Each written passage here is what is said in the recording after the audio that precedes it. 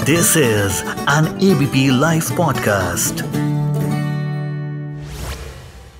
मोदी सरकार 3.0 का कामकाज शुरू हो चुका है और कई बातों पर जिस पर चर्चा हो रही है उसमें इस सरकार की विदेश नीति एक अहम मुद्दा है। शपथ ग्रहण के साथ सरकार ने संकेत दे दिया है कि उसकी विदेश नीति बदलने वाली नहीं है, क्योंकि सार्क देशों में अफगानिस्तान को भी नहीं बुलाया गया, पाकिस्तान को भी नहीं बुलाया गया। इसके अलावा म्यांमार और चीन को भी शपथ ग्रहण से दूर रखा गया। सबसे अधिक चर्चा पाकिस्तान की हो रही है। जी। हालांकि माली हालत खराब होने के बावजूद पाकिस्तान ने अपने रक्षा बजट में अचानक 15% की वृद्धि कर दी है। इन सभी बातों पर चर्चा करेंगे। मैं हूं व्यालोक और मेरे साथ हैं विवेक मिश्र जी, अंतर्राष्ट्रीय संबंधों के विशेषज्ञ और जानकार। सर, बहुत बहुत स्वागत है आपका। जी, धन्यवाद व्यालोक जी। पहला प्रश्न सर, ये शपथ ग्रहण से पाकिस्तान को दूर रखा, अफगानिस्तान का समझ में आता है, वहां की सरकार को भी अभी मान्यता नहीं दी है, तालिबान वहां काबिज है, लेकिन पाकिस्तान को दूर रखा। दूसरी बात कि पाकिस्तान ने इस कंगाली की हालत में 15% रक्षा बजट बढ़ा दिया है। कैसे देख रहे हैं पूरे इस माहौल को? देखिए, जहां तक पाकिस्तान का सवाल है तो हम देखें कि जो मोदी जी का पहला कार्यकाल हुआ, फर्स्ट ओथ सेरेमनी जो 2014 में, तो मोदी जी ने अपना जो हमारी नेबरहुड पॉलिसी है तो उसको प्रायोरिटी देते हुए सभी को बुलाया और उस समय पाकिस्तान को ही बुलाया गया। लेकिन 2014 के बाद एक साल के अंदर ही अगर हम देखें तो पाकिस्तान का जो व्यवहार रहा है वो भारत के खिलाफ ही रहा है।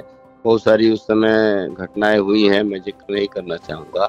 तो अब लेकिन 2024 है तो 2014 और 24 दोनों का जो एनवायरनमेंट है वो चेंज हो चुका है। उस समय माननीय प्रधानमंत्री जी ने प्रयास किया कि हम अपने जो पड़ोसी हैं उनसे अच्छे संबंध रखें और पाकिस्तान को भी प्रायोरिटी दी गई। लेकिन जैसे जैसे समय बीता हम देखते हैं 2016-17 जो उरी अटैक हुआ, पुलवामा अटैक हुआ, और जो 2019 अगस्त से जो 370 जो रिवोकेशन ऑफ आर्टिकल 370 हुआ, तो जो कि सही था, लीगल था, भारतीय के सुप्रीम कोर्ट ने भी जस्टिफाई किया है, उसमें कोई विरोध की बात ही नहीं थी। लेकिन पाकिस्तान का जो स्टैंड है 19 के बाद से वो टोटली एंटी इंडिया है। आप वो यही कहते हैं कि आप जो है वहाँ 370 को बहाल करिए, तब हम आपसे संबंध अच्छे रखेंगे। और भारत का हमारा एक क्लियर कट स्टैंड है कि terror and talk can't go together. हम आतंकवाद और बातचीत को साथ नहीं लेके चलेंगे। हमारी जो पाकिस्तान पॉलिसी है उसमें यही स्टैंड इस समय चल रहा है। तो मेरा ये मानना है कि जो 2024 का जो मोदी 3.0 हुआ, शपथ समारोह हुआ, तो इसमें परिवेश और एनवायरनमेंट बदल चुका है। पाकिस्तान का जो एटीट्यूड है, पाकिस्तान पूरी तरह से एक्सपोज हो चुका है कि उसकी क्या नीति है। आप देख ही रहे होंगे किस तरह से शपथ समारोह को भी डिस्टर्ब करने का प्रयास किया गया। 1 घंटे पहले टेरर अटैक कराया जा रहा है जम्मू कश्मीर में। तो इन सब पहलुओं को देखते हुए भारत का ये निर्णय रहा है कि पाकिस्तान को उस लायक समझा ही नहीं गया है, क्योंकि उसका जो रवैया है वो सकारात्मक नहीं रहा है।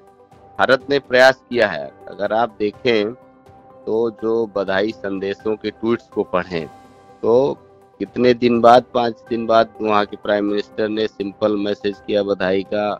नवाज शरीफ भी जो वहाँ के चीफ हैं PML, तो उन्होंने भी बधाई दी। तो भारतीय प्राइम मिनिस्टर साहब ने अपने ट्वीट में ये लिखा कि भारत के लोग जो है हमेशा शांति, सुरक्षा, प्रगतिशील विचारों के पक्षधर रहे हैं। तो हमारा जो उद्देश्य होगा लोगों की भलाई और सुरक्षा को आगे बढ़ाना है। तो जो इंडियन स्टैंड है वो क्लियर है। तो इसमें मेरा ये मानना है कि इसीलिए, क्योंकि पाकिस्तान का जो रवैया है वो भारत के प्रति सही नहीं है, सकारात्मक नहीं है। टेरर स्पॉन्सर्ड कंट्री है और आज भी टेररिज्म को बढ़ावा दे रहा है।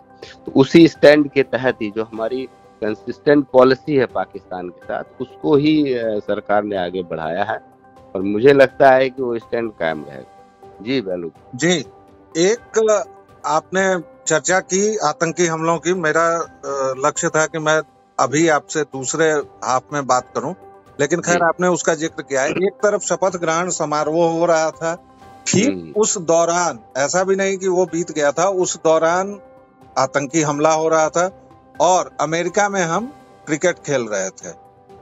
तो जी जी केवल जुबानी जमा खर्च हो रहा है या सरकार कुछ करेगी? जैसे अभी स्केच जारी हुए हैं, नाकेबंदी हो रही है, इन सब को देखते हुए आपको क्या लगता है कि कोई रिटेलिएटरी एक्शन होगा या नहीं, सरकार बिल्कुल हो उसी रास्ते चलेगी? नहीं नहीं, बिल्कुल एक्शन होगा। सरकार इसको कठोरता के साथ जो है इससे निपटेगी। और जहां तक ये टेरर अटैक्स हैं, ये पाकिस्तान स्पॉन्सर्ड है। और जो वहाँ टाइगर्स एक जो संगठन बनाया गया है 2019 के बाद से, जो ये संगठन आतंकी ग्रुप कई सारे आतंकी ग्रुप मिल करके लश्कर के लोग में एक जो टाइगर्स के नाम से है, तो उसमें सब मिल गए हैं। और मेन उद्देश्य इनका वही है जो 370 को पुनः लागू करने का ये लोग एजेंडा उठा रखे हैं। लेकिन आप ये देखिए कि ये कैसे टारगेट कर रहे हैं। आप देखिए जो बस जा रही है, रियासी अटैक जो रियासी में हुआ है अटैक, वहाँ पे जो टोटली हिंदुओं को टारगेट किया गया है। उस बस जो वैष्णो देवी दर्शन के लिए जा रहे थे जो श्रद्धालु, उनको हिट किया गया है। तो इनका जो मेन जो है, पहला तो सिक्योरिटी फोर्सेस साथ में हिंदूज को ही टारगेट करके मार रहे हैं। और एक तरह से एक जो वहाँ की कानून व्यवस्था है उसको डिस्टर्ब करना चाह रहे हैं। और ये जो है इनके लिए जो मेरा ये मानना है कि सरकार जो है कड़ाई से जो है निपटेगी। और मुझे लगता है कि अगर ज्यादा इसी तरह की घटनाएं, क्योंकि चौथी घटना मैं सुन रहा हूँ कि हुई है कल, तो मुझे लगता है सरकार को एक पुनः जो है सर्जिकल स्ट्राइक के लिए सोचना पड़ेगा। क्योंकि ये जो है हमारी जो पॉलिसी है पाकिस्तान की, वो क्लियर है, ऑफेंसिव रियलिज्म वाला है। पहले हम लोग बस वहाँ के अटैक करते थे, डिफेंस करते थे। अब हम जो है हमारी पॉलिसी जब से मोदी आए हैं, डोभाल पॉलिसी है, डोभाल डॉक्ट्राइन भी बोला जाता है कि ऑफेंसिव डिफेंस। अगर वो हमको अटैक करेंगे तो हम उनको रिटेलिएट करेंगे, चाहे उरी रहा हो, चाहे पुलवामा रहा हो, चाहे ये अटैक्स हो रहे हैं। मुझे लग रहा है कि सरकार को पुनः जो है एक सर्जिकल स्ट्राइक के बारे में विचार करना चाहिए। जी, आपने डोभाल डॉक्ट्राइन की बात की और एक एग्रेसिव हॉकिश फॉरेन पॉलिसी की बात की, लेकिन पाकिस्तान की आंतरिक हालत अगर हम देखें तो अभी वो डिफॉल्टर होने से बचा है।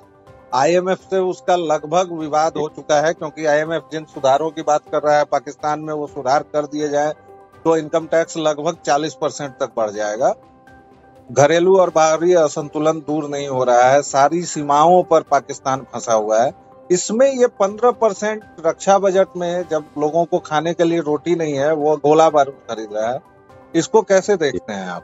पाकिस्तान को अगर देखिए ना, तो अमेरिका से इस समय सपोर्ट नहीं, लेकिन चाइना के बल पे ही वो अपना जो है रक्षा बजट बढ़ा रहा है। वो सीपेक के माध्यम से बहुत सारी जो ग्रांट्स ले रहा है, बीआरआई प्रोजेक्ट्स के माध्यम से, उन सब का यूज कर रहा है। और चाइना एक तरह से जो साउथ एशिया में जो बैलेंसिंग का अप्रोच चल रही है चाइना की बीआरआई प्रोजेक्ट के माध्यम से, तो हर जो इंडिया के नेबरिंग कंट्रीज हैं उन पे अपनी प्रेजेंस बना रहा है, चाहे वो पोर्ट के जरिए हो, चाहे रोड के जरिए हो, चाहे वो फॉरेन पॉलिसी लेवल पे हो।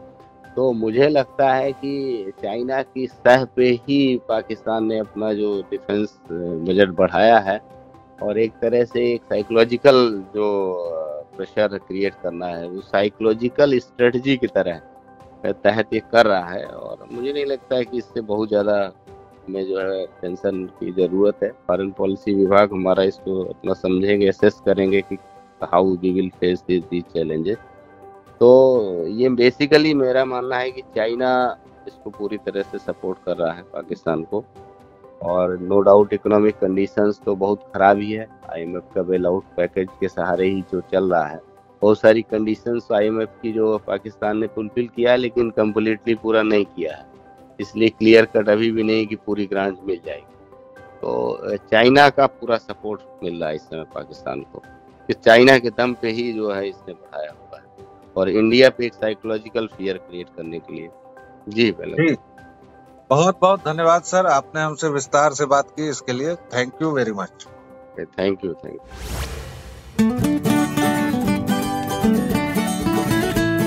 This is an ABP Life podcast.